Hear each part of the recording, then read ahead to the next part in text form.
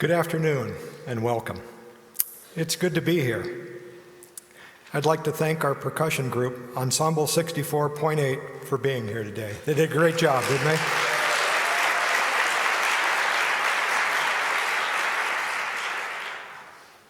I'd like to also welcome our alumni, those joining us from our community campuses, and from UAF locations from across the state. It's good to be back. I already know many of you and look forward to meeting the rest of you in the coming months. I'd like to take a moment and thank my predecessor, Mike Powers, for his leadership this past year, and especially for his courage and commitment to campus safety and Title IX issues. Now it's up to us to continue to work together to create a safe and welcoming environment for everyone. The few weeks I've been here as interim chancellor have been busy. My first day included a visit from Supreme Court Justice Sonia Sotomayor to the Fairbanks campus. My thanks to Michelle Bartlett and Summer Sessions for arranging that historic event. Shortly afterward, I went to Seattle to tour the Sikuliak, which is operated by the College of Fisheries and Ocean Sciences.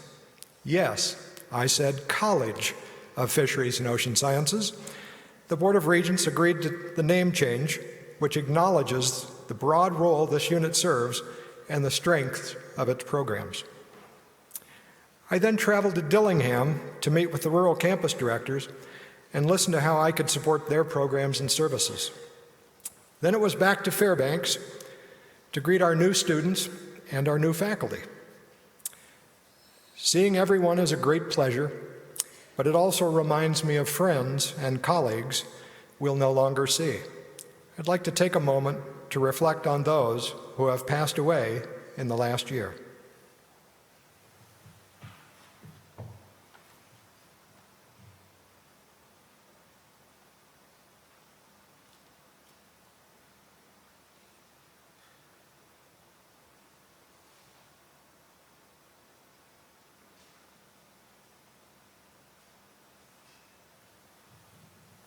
Thank you. For those of you who don't know me, I was a faculty member and then an administrator for 30 years here at UAF. My wife, Kay, spent her UAF career at Rural Student Services and in Alaska Native Studies and Rural Development. She's here in the audience today. I moved to UA statewide in the spring of 2012 to serve as the Vice President for Academic Affairs and Research, and I retired almost 3 years later. Kay and I began snowbirding to Phoenix, Arizona. We came back regularly to visit our son and to enjoy the canoe season in Fairbanks. We were enjoying our no-stress life. So much for retirement. Many people have asked why we came back to UAF to take this job when I could be relaxing in the desert sun instead. We did it in part because we had rewarding careers here. In fact, Kay and I dated when we were students here and fell in love, and we both graduated from UAF. We love this institution. But while we were retired and away, all of you were facing the difficult task of dealing with budget cuts. Yet you have remained strong and committed to your work and this university. So when the opportunity arose to take this challenge, we said yes, absolutely. We will work hard for UAF to maintain and grow in its role as Alaska's student-centered research university and as America's Arctic university. And we will work hard for the university that students recently named the #1 outdoor college in Backpacker magazine. That's a ranking I certainly agree with. One of the things I love to do most in Alaska is get out in the wilderness, especially in a canoe. However, you will generally not find me paddling lakes or ponds. I like the challenge of whitewater. That's my nature. As you know all too well, the university's been facing a long stretch of rapids. We don't know exactly how long a stretch remains, but we seem to have further to go. I'm here to help navigate. I'm also careful about who I paddle with. Do they have the right skills? We do have the right skills here. With our leadership team of vice chancellors, deans, and directors, it's a group I trust and rely on. Some here today, including Kay and me, were here in the late 80s and early 90s, what we refer to affectionately as the desert years, and we know we will make it through this time just as we did then. The university may look different from the way it does today, but we will persevere. And if we do it right, we can be even stronger as we begin our next century. Throughout this academic year, I want to make sure you have an opportunity to speak your mind, raise concerns, and provide feedback. I am committed to shared governance. I know its importance, having served on the Faculty Senate and as chair of Curricular Affairs.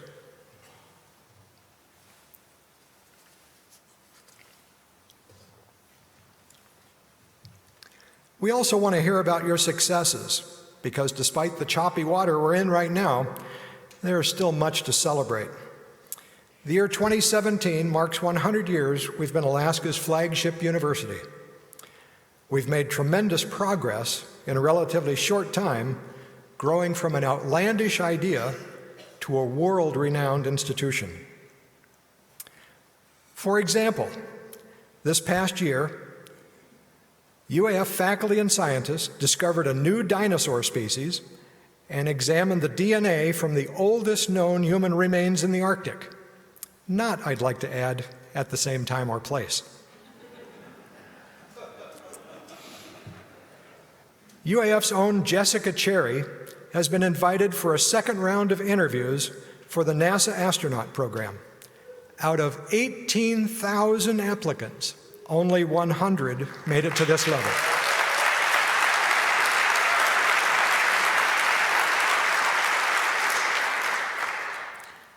The Alaska Center for Unmanned Aircraft Systems Integration, that's a mouthful, isn't it, has helped law enforcement search for 2 missing people in just the past few months. UAF faculty received 2 patents this year, one to Jeffrey Rothman for infrasound detection technology, and the second to Keith Cunningham and Peter Webley for an innovative remote sensing tool. Cooperative Extension recently took over the Mining and Petroleum Training Service program. That program has trained more than 100,000 people since it began in 1979, and it's a natural fit for UAF and its role in workforce development. Our reindeer research program is working with Stevens Village, Savunga, and St. Paul to develop commercial reindeer enterprises in Delta and on St. Lawrence and St. Paul Islands. Alaska Sea Grant is working closely with rural communities to deal with the rapid changes in the fishing industry, one of Alaska's largest private employers. Our business administration undergraduates have placed above the 90th percentile on the National Business Exam for more than a decade, and this year they placed in the 99th percentile out of 600 universities.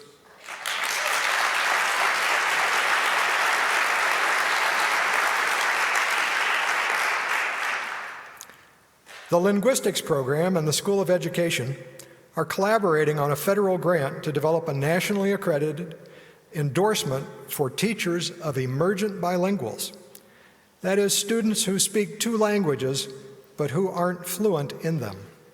This is especially important for education in rural Alaska.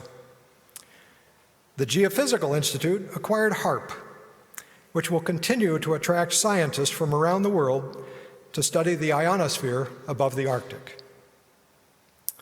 Matt Wooler secured an NSF award for a multi-collector plasma mass spectrometer, they shorten that for me, the only one in Alaska. This device will be in the new engineering building. And for the first time, UAF was named a Tier 1 national university by U.S. News and World Report.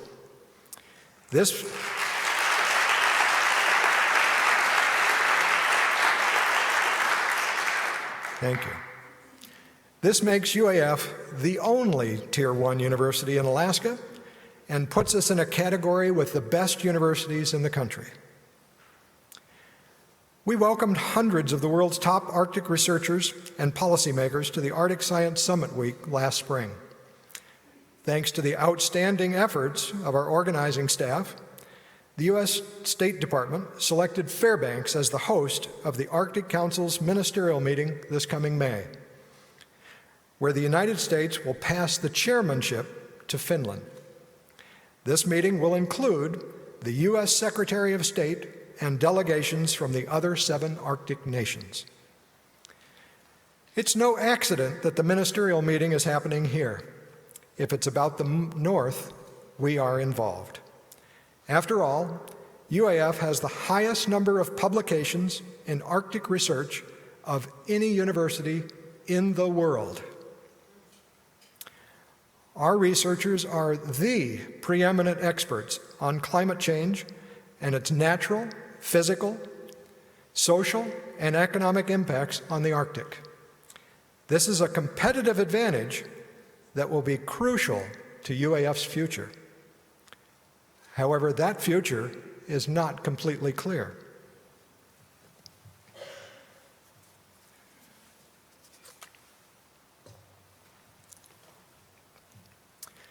Over the past several months, you've heard a lot about President Johnson's Strategic Pathways Initiative. It's a framework for reorganizing the university and is intended to highlight the unique strengths of each campus. The President's goal is to improve the overall quality, efficiency, and cost-effectiveness of the university. This process began in June when teams reviewed 7 areas.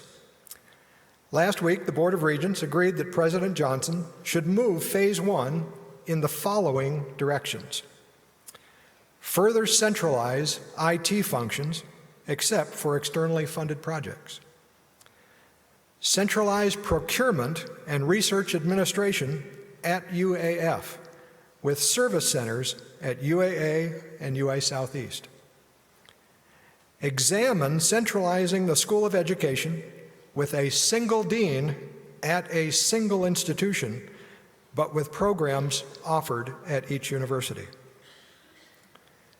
maintain engineering and management at both UAA and UAF, but collaborate more closely.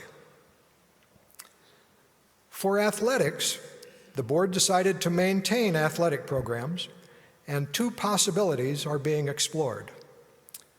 First, a waiver to allow UAF and UAA to field fewer than the required 10 teams each. And second, a consortium between UAA and UAF that would share teams between the 2 institutions.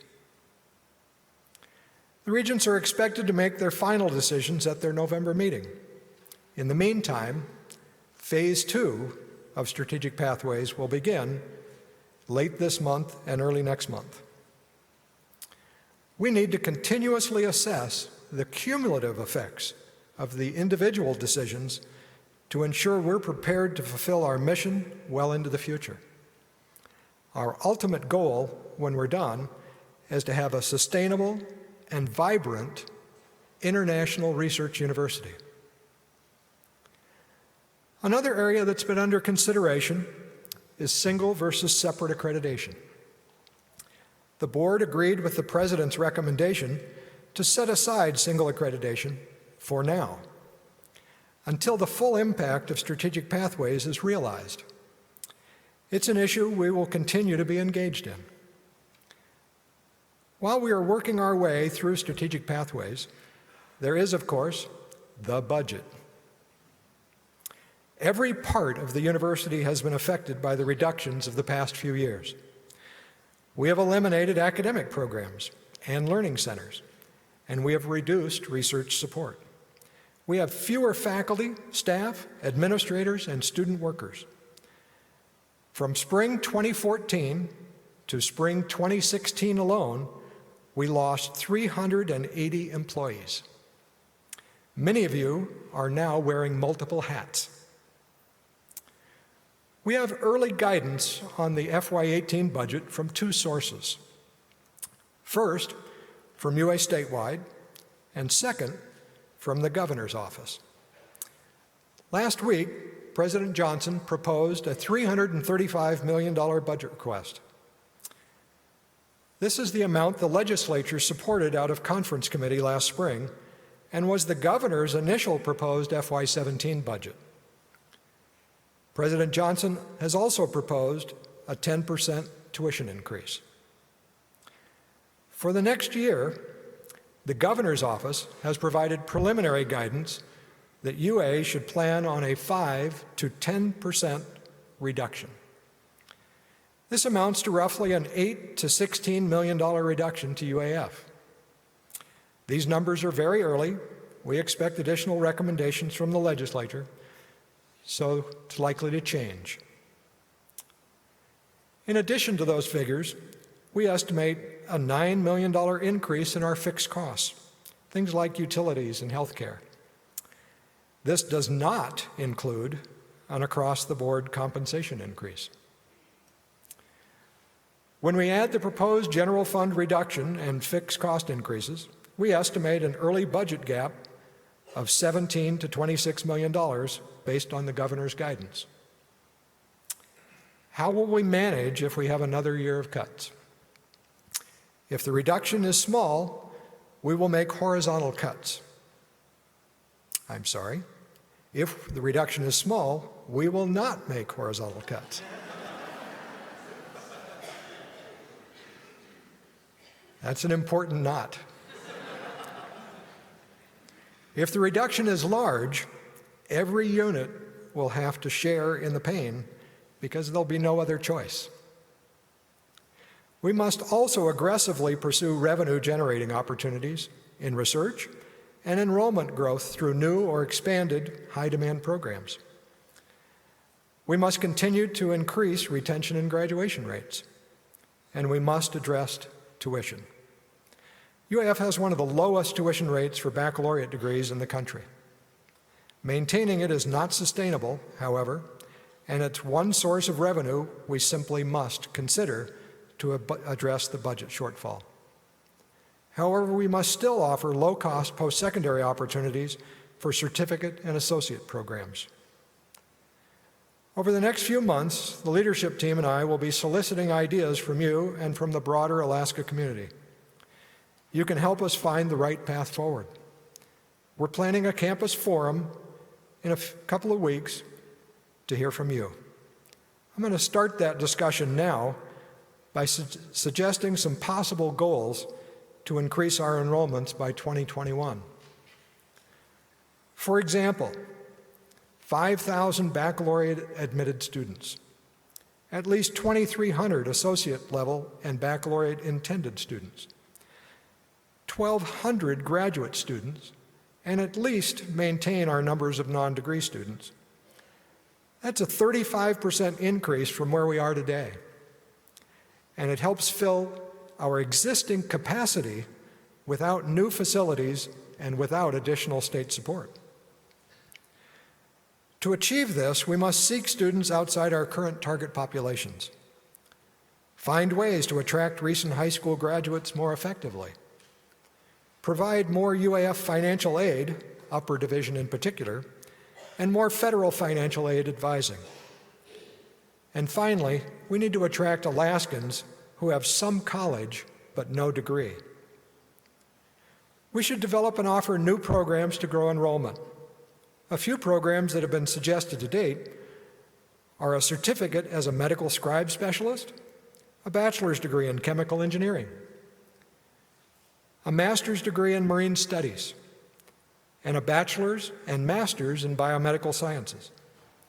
We should also expand high-demand existing programs.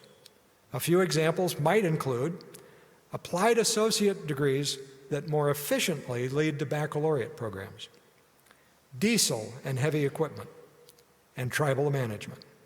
There are more programs with growth potential, and I invite your ideas on those and other revenue-generating opportunities. We've made great progress increasing our baccalaureate completion rates over the past decade. The efforts of faculty and staff advisors, services provided for first-year students, and programs that engage our students have significantly helped our retention efforts. Thank you for your dedication to supporting our students, getting them involved, and helping them graduate and go on to achieve their goals. Your work is paying off. We lead the statewide system with a 6-year baccalaureate graduation rate of more than 40%. We need to increase that rate to 50%, but we're moving in the right direction. More Alaska Performance Scholars and UA scholars are choosing to come here. And our freshman retention rate is nearly 80%, which makes us very competitive with our peers. We also need to increase our certificate and associate level graduation rates. One way to do this is to make more scholarships available to those students, perhaps through public-private partnerships. These measures will help improve our reputation, aid our ability to recruit students, and will improve our ranking as a national university. And by the way, it'll help us fill the budget gap.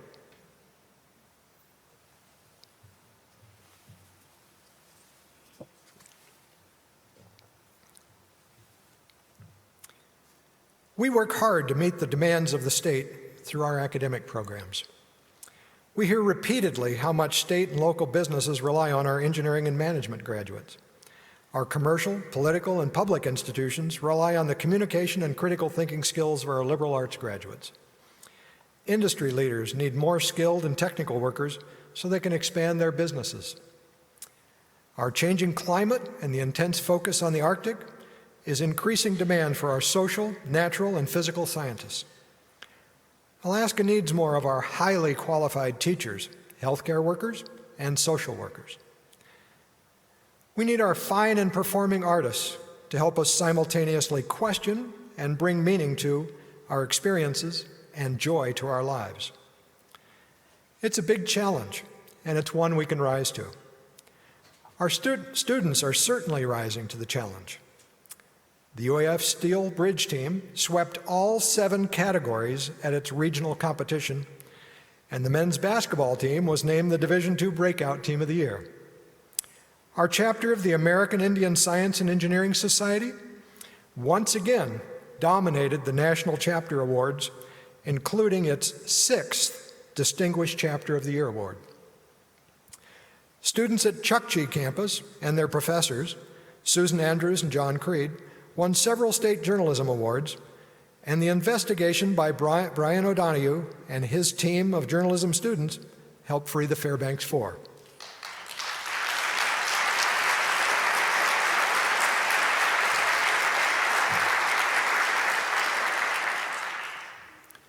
That story inspired one of our music graduates, Emerson Eads, whose composition had its world premiere right here in this hall during this year's Summer Fine Arts Festival. This summer, 9 students were the first to earn an occupational endorsement in mining mill operations. This 10-week training program is the first of its kind in the nation. Our Rural Human Services students volunteered more than 2,000 hours of service in their communities. With guidance from Denise Thorson, students built, programmed, and successfully launched our first student cube satellite, or CubeSat. Some of those students have presented their work at the national level, and others are collaborating with their peers at the Bristol Bay campus to build components of the next CubeSat. It's a wonderful example of the kind of experience students can have here at UAF, sometimes even before they are students here. For example, the Rural Alaska Honors Institute just had its largest graduating class ever. 68 high school students earned 679 UAF college credits with a GPA of 3.47.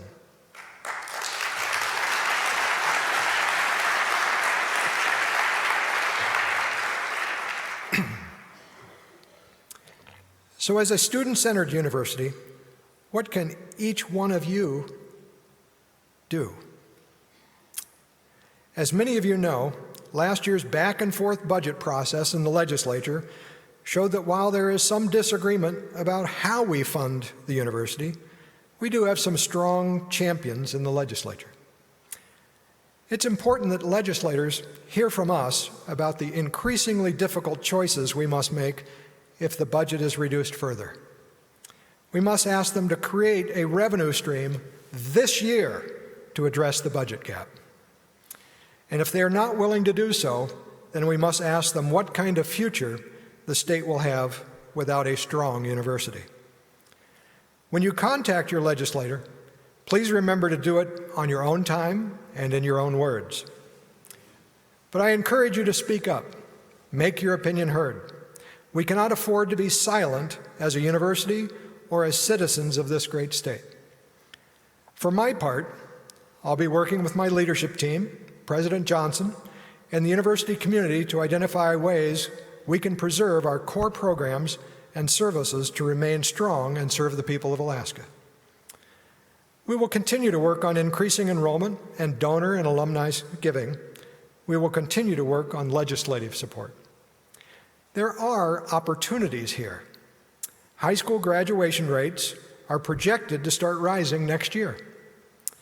The 2 new F-35 squadrons are expected to bring about 3,500 new people to the interior, plus more than $500 million in construction. This will benefit the entire community, which means it will benefit UAF. Finally, we need to continue to grow research. There's good news on this front. Our research expenditures last year were 5% higher than the year before. As we look for opportunities, we must be bold. Judge Wickersham was bold when he used $100 of his own money to create the cornerstone in 1915.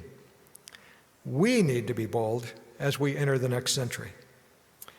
We need your best ideas and your engagement. We need people like our faculty who recently received promotion and tenure. I'd like to recognize those individuals for their achievement. Thank you.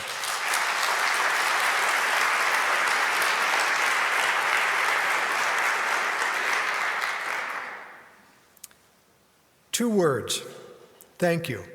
Perhaps the easiest and most effective thing you can do to help. Acknowledge the hard work and contributions of your colleagues, staff, and student workers. If there are things that you can change to improve a process or your work environment, do it. Many of you are feeling the effects of taking on more work. This could mean decreased response times and sometimes decreased service. We're all going to have to be more patient and give each other the benefit of the doubt during this challenging time. Take a breath. Recognize and acknowledge what others are experiencing. I ask you to take care of this university and of each other. It's the responsibility of all of us to ensure that UAF's campuses are safe, welcoming, and inclusive. There is no place for discrimination here, period. The university's non-discrimination policy now includes gender identity as a protected category. We have gender-inclusive restrooms and housing, and we will continue to improve facilities in this regard. Survivors of sexual harassment and assault can get free and confidential help from the new Resource and Advocacy Center on the Fairbanks campus. While we have made progress, there is still much work to be done.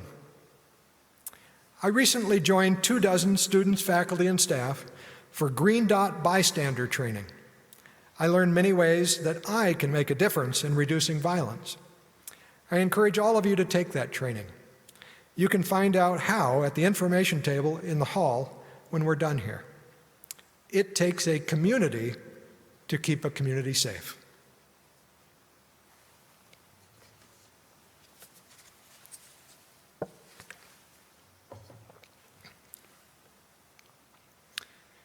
On New Year's Eve, we will kick off our 100th anniversary as Alaska's flagship university, and we will celebrate important milestones throughout the year.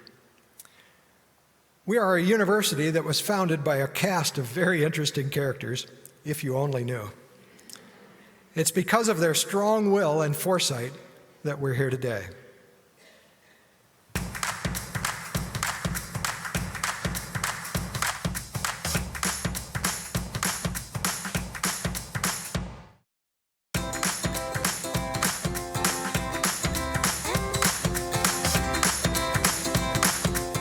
I'm arranging to lay the cornerstone for the Tanana Agricultural College and School of Mines on July 4th.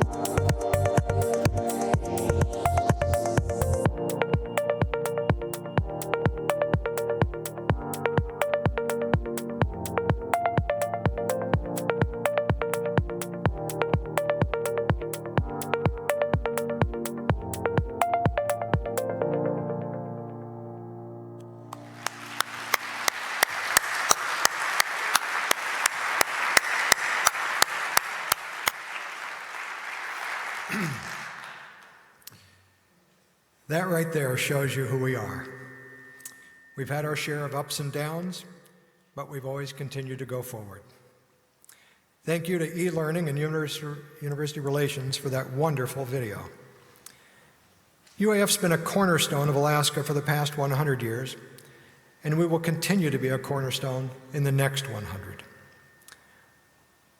One way is through our fundraising efforts and working with our 32,000 alumni around the world. I'm pleased to tell you that the Alumni Association has increased its membership by 23% in just the last 18 months.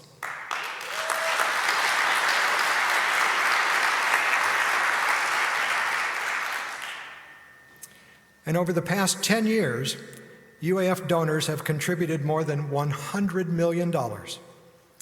Students are at the heart of our centennial fundraising mission. We are nearing our goal to raise an additional $3 million in scholarships, almost doubling student support. These efforts are crucial. Currently, students who receive scholarships at UAF each year represent just 6% of the student body, a percentage we must increase. The Board of Regents has approved bonding to complete the engineering building. That's very good news for us.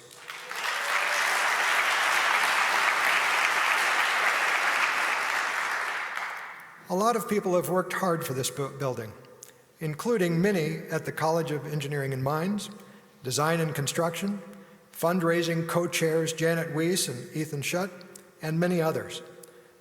The fundraising committee helped raise more than $2 million to complete the 4th floor for the Alaska Center for Energy and Power. A second initiative, the Troth Yetta Legacy, has raised nearly $700,000 towards the short-term goal of $5 million. This project is for an Indigenous Study Center that will be a leading academic resource that welcomes Alaska Native students and people of all cultures. Their giving and your giving helps ensure our university will be providing students a world-class education for the next 100 years. When President Johnson asked me to serve in this interim position, he gave me 4 charges. Secure funding to finish the engineering building. Done. And I look forward to seeing students in class in that building in the spring of 2018. He asked me to continue and expand UAF's preeminence as an Arctic research institution, to continue to address safety issues, including Title IX, and finally, to celebrate our accomplishments through our centennial. I've added 4 more to that list. Stay engaged in strategic pathways to prepare us for the next 100 years. Ensure that the voice of shared governance, your voice, is heard in decision-making. Remain committed to academic freedom, and continue to focus on student learning and engagement. It's a lot to do in 1 year, but we will be doing it together. That's part of what drew me back here, the opportunity to work with all of you and your expertise to keep UAF an indispensable part of Alaska.